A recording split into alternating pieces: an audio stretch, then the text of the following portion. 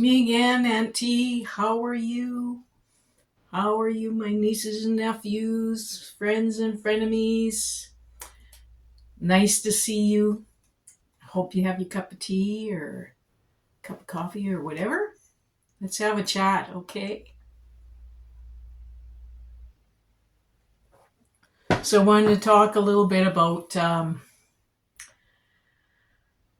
people that, like, maybe you have this issue, or maybe you have a habit, or like a bad habit, maybe an addiction even. Maybe it's smoking, maybe it's eating too much chocolate, maybe it's whatever, some kind of addiction. And you keep saying, I don't know why, but I keep doing it. I can't seem to stop. No matter what I do, I can't seem to get control of this habit. So, you ever wonder how habits get started and why? And why we keep having this problem of stopping or changing. And it has a lot to do with the way where our minds are set up. And the way our minds are set up is quite interesting, and I'll give you a little bit of my take on the theory of mind. Um, I know you've probably already heard about the whole iceberg, metaphor, and that subconscious mind is that large part underneath the water, and the top part is just that conscious part of our minds. I'd like to give a little different take on the theory of the mind. You get to think about it a little bit this way, and it sometimes helps a little bit, because when you think about it, really, our conscious thinking and what we think consciously is really just like 5%.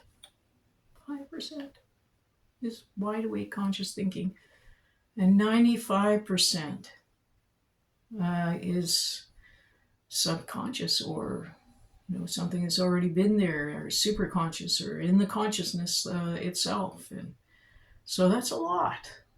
It's a lot. And so when we go to start a habit of any kind, or creating a habit of any kind, I always say it's kind of like this. If you can think of your conscious part of you, and that's the part of you that has the willpower, that's the part of you that is actually the boss of your subconscious. And your subconscious basically looks after everything automatically. It's like automatic. Like when you learn how to drive. When you learn how to drive, and the first time you're going for your driver's test, and you're so nervous, and you're like, well, I must remember to adjust the rear view mirror, and I must remember all the rules, the laws, what a stop sign, how many seconds do I stay at a four-way stop, all these things, right? What do I do? What the rules are, and all these different things, putting your seatbelt on, all these things. Do you ever think of that now, after you, like, this is talking to people that know how to drive, after you've passed that test and you've driven for a while, you just walk along, you unlock your car door, you get inside your car, and before you know it, you're out on the road. And you're not at all consciously thinking about what you're going to do, because your subconscious is already driving the car for you. It's already all the steps are done, and it's doing it, right? Same thing as you get to your destination somewhere, and you forget how you got there. You go, oh, how did I get there? And your subconscious just did the driving for you. You were able to go off on a little daydream, have a little happy little daydream. Maybe you were thinking about, you're on your way somewhere. Maybe you're thinking about how you're going to meet the love of your life or whatever. Maybe you're a little excited. Maybe you're planning what you're making for dinner that night. Whatever it is, you're off on a little creative dream. And that's the way we are. That's the way we're set up. Now, when it comes to habits, though, when it comes to creating a habit, and that 95%, if you look at it as, I want you to try and think of it this way, that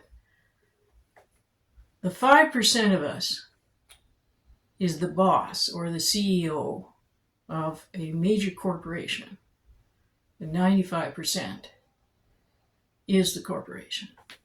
It does everything automatically, according to what the boss says, right? So when you start a habit, like say it's smoking, say you're out with your friends, maybe you're 16 or something like that. That's when usually a lot of people start, is in their teens.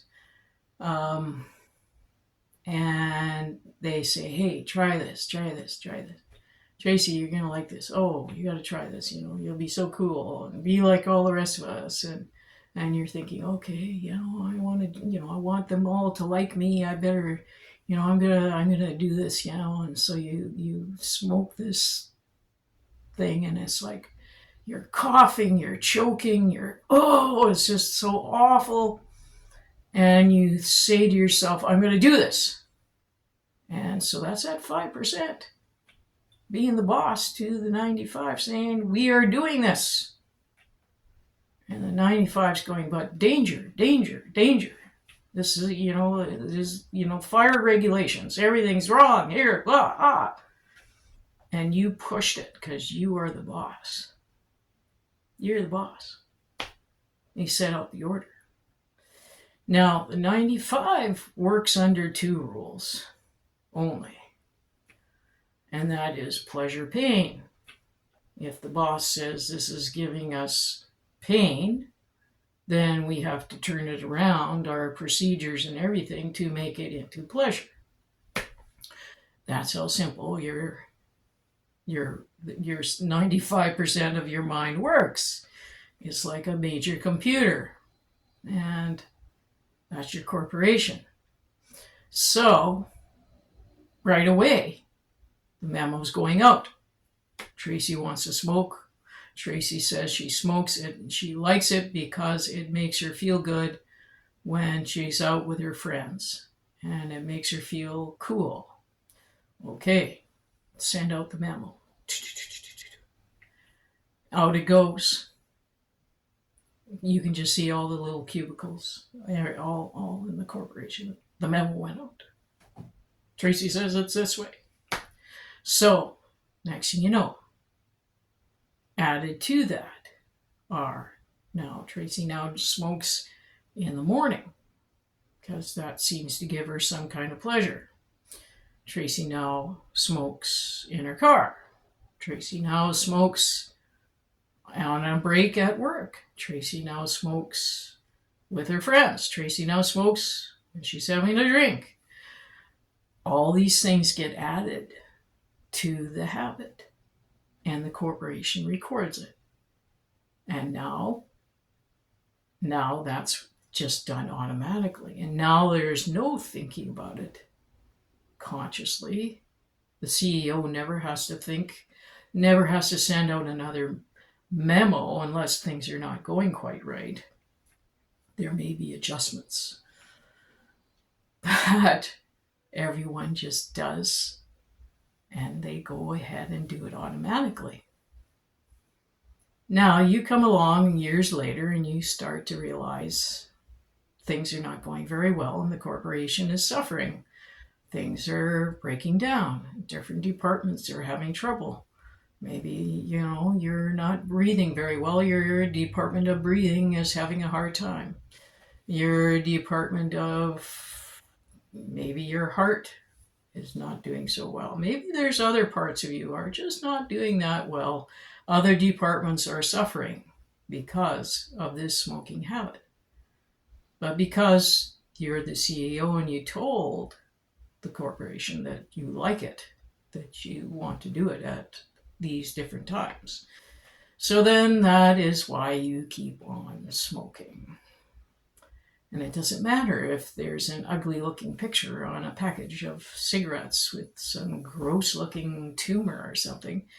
You don't care. You don't care.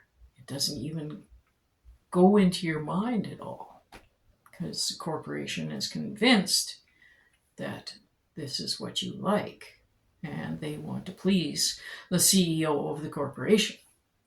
So now it comes to your attention that, hey, we don't like this anymore.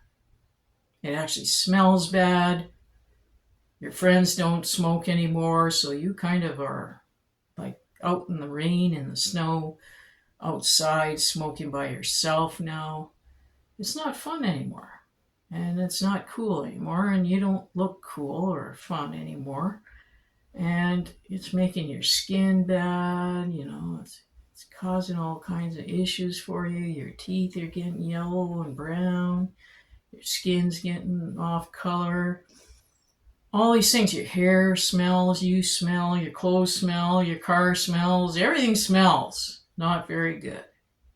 So now you're like, I have to change this. I have to change this. So the only way you can change this with the corporation is that, number one, you send out another memo and you get very strong because you're the CEO and you're like, I am not smoking. I don't like smoking.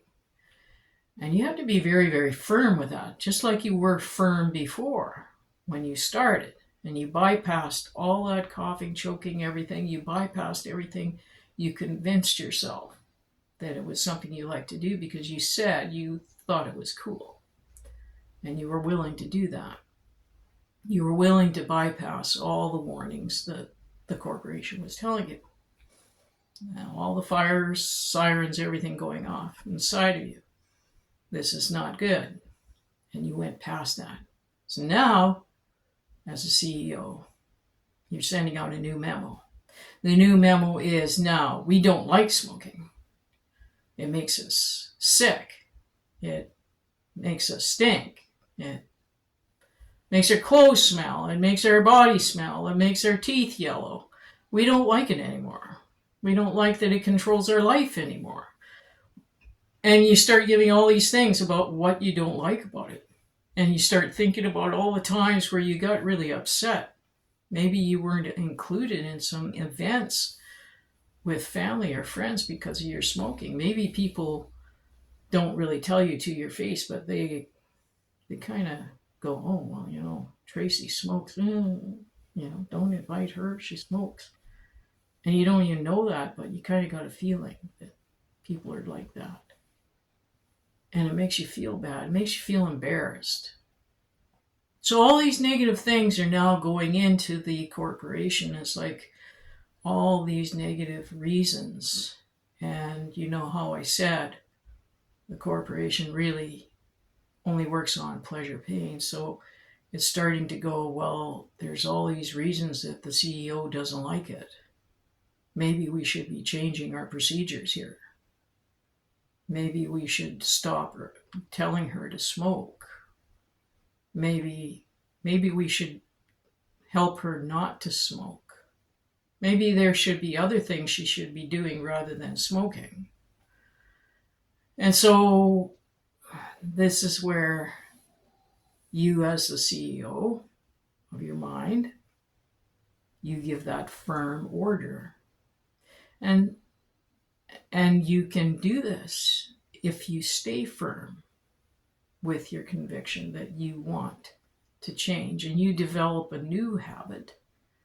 You keep doing the things you love, but you do those things you love without a cigarette, without the need, without the urge, without the want of a cigarette, because now the corporation has been told, the memo has gone out, Tracy is a non-smoker now. She's a non-smoker. She's no longer needs cigarettes. Every time she sees a cigarette, it makes her sick. She gets the most disgusting thoughts in her mind whenever she sees one, smells one, is around one. It is totally disgusting to her. Now, there might be a couple of departments way back in that maybe didn't reach the memo, or the memo didn't get to them. Maybe they were the ones that were playing solitaire at the time. They didn't see the memo. And so you get this kind of, oh yeah, this urge again to have the smoke. You as a CEO have to be strong and say, no, I don't like it. No, no, no. I remember why. I remember why I don't like it. And you have to tell solitaire playing department, hey, get on the program here. I'm the CEO. Smarten up. And then you can work on always being a non-smoker and enjoying being a non-smoker. And so it's kind of like that with a lot of habits that we have. If you think of your mind as the corporation, and that 95% of the corporation is taking orders from that 5%, the CEO, and you are the CEO of your mind. You want to change a habit? Become the boss. Send out the memo. Tell them what you really like and why you like it. Give lots of reasons why you like it. Why do you like being a non-smoker?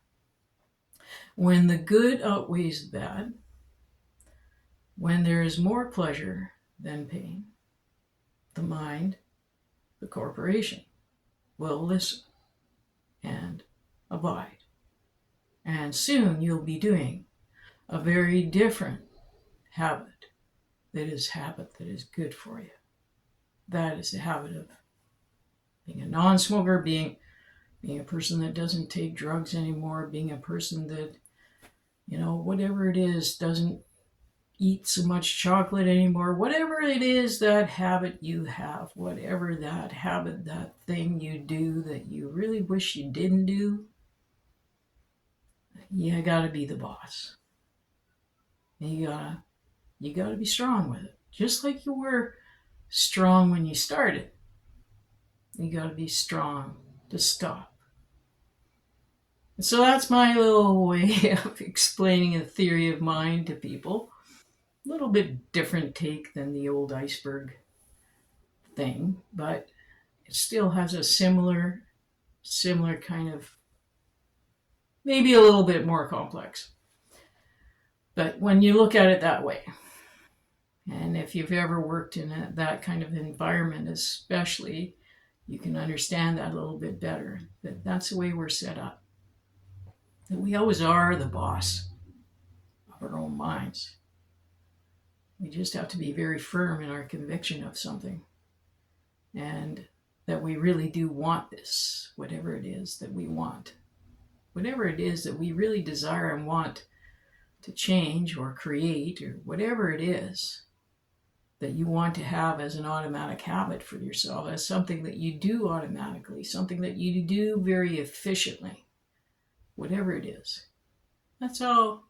It's kind of just my way, my take of how to do that. So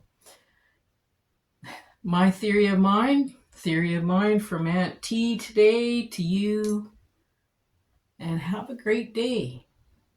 Enjoy it. And remember always, you are the CEO of your mind. You are the CEO of your corporation. Ta-da! Oh, hi there. Or I should say bye. You caught me. Yeah, I'm drinking coffee. Yeah. I also drink coffee. Yeah. Mm-hmm. And it turns out I like coffee as much as I like tea. But anyway, it's the end of the video. And I wonder if you could do me a favor. All you have to do is click like. And maybe if you really like what I'm saying and you want to share it, maybe click subscribe. And then that way it helps me pay for the young lad that's helping me edit these, because I don't know how to edit very well. You probably noticed that. And I need a little bit of help. And that fellow is a very nice young man. Andrew is his name, and his business is Permanent Records. And I'd like to give him a little plug to help him out. And so if you help me, I help Andrew. And that's how it goes. We just help each other out. But the long and the short of it is, I'm only ever going to get there if you click like and subscribe, because that's the only way that YouTube will actually notice me. And then they will put me in an algorithm. Then that supposedly helps me to actually make some money. And then I pay Andrew. And everybody's happy. Anyway, thank you for listening. And are you my badass bestie? And you drink coffee too? Okay, talk to you later. Bye.